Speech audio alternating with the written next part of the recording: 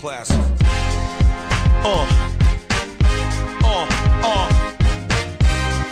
I'd like to welcome you to Exit 13.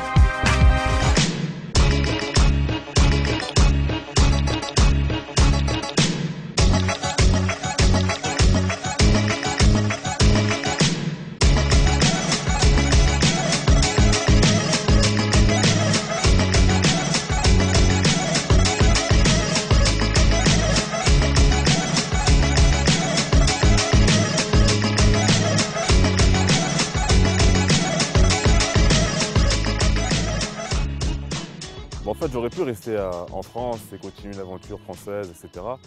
Mais je pense qu'avec mes années faites en France, j'ai fait plus de 10 ans professionnel, enfin 8 ans, 9 ans. J'avais vraiment envie de voir ailleurs ce qui se passait.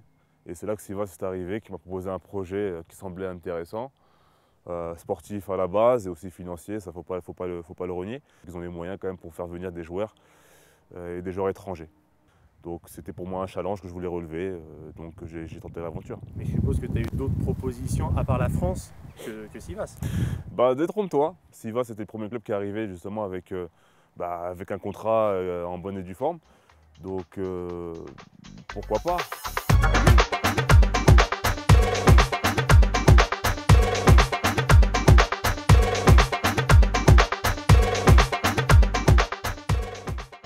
Mais t'avais pas peur un petit peu entre guillemets de t'enfermer dans un club moyen du championnat de Turquie?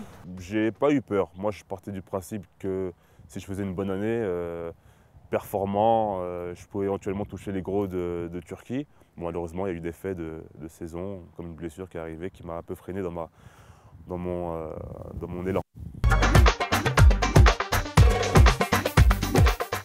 Et comment ça joue à Sivas alors?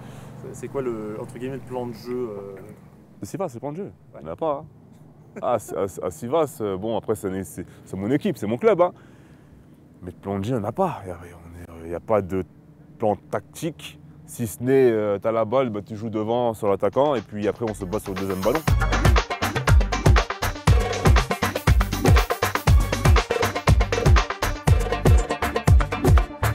Les Turcs ont un avantage justement par rapport à la France, c'est qu'au niveau du combat, ils sont dedans.